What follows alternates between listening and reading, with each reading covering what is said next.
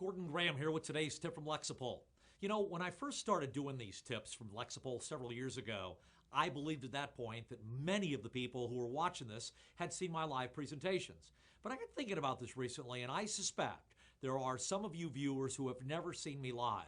So with this in mind, for the next several weeks, we're going to be doing a series of today's tips that are similar to some of my live presentations on the importance of the discipline of risk management.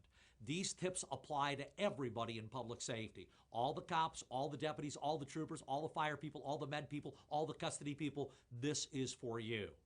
There are a lot of things going on in public safety right now. The job is getting more and more complex. Internally and externally, we're facing a higher level of scrutiny than ever before. So what can we do to address the voluminous risks and the increasing complexity of your respective jobs? Here's a question for you.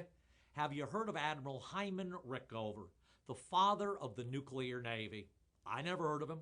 40 years ago, 1975, I'm a brand new kid in graduate school and everybody was talking about Rickover. Here's the end of the story.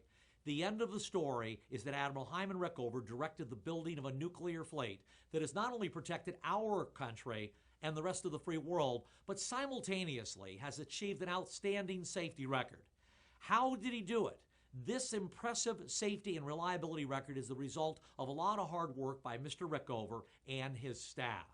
He developed some rules to achieve success, and they are known as the 7 Rules of Rickover. In this tip, I want to cover rules 1 through 3.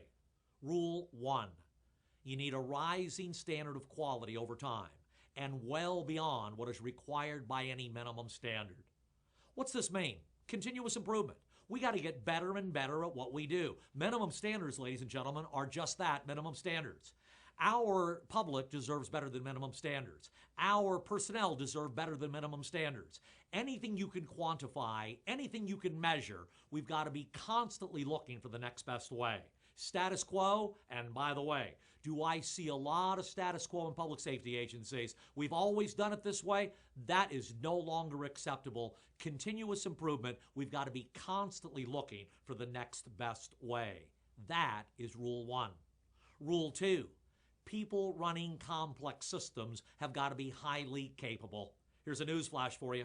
If you hire stupid people, they're always going to be stupid. If you hire bad people, they're always going to be bad people. Successful public safety operations require women and men who know how to think. And if you hire people who can't think, they will not disappoint you. They will always be a person who's going to be a problem for you. And in view of the consequences that can occur when things do not go right in your complex high-risk job, this may end up being the cause of a future tragedy. We have learned this lesson time and time and time again, but somehow we seem to forget it all too often. I can tell you stories from now till the end of next month about public safety agencies in trouble because they failed to weed out a loser and paid the price in the long run. Comprehensive background investigations are absolutely essential. Every nickel you spend in weeding out bad people up front has the potential to save you a lot of money and a lot of grief in the future. Rule 3, the key role of the supervisor, and here it is. Supervisors have got to face bad news when it comes and get things fixed prior to tragedy. Here is a blanket statement for you. You show me a tragedy in the fire service. You show me a tragedy in law enforcement. You show me a tragedy in a custody operations. I will show you approximate cause of X. But the real problem lying in wait all too often is a supervisor not behaving like a supervisor. When you take a look, an honest look, at tragedies in any aspect of public safety operations, from the lawsuits to the injuries, the deaths, the embarrassments, the internal investigations, and even the rare criminal filing against their own people, so many of them get down to supervisors not behaving like supervisors. So how should they be behaving?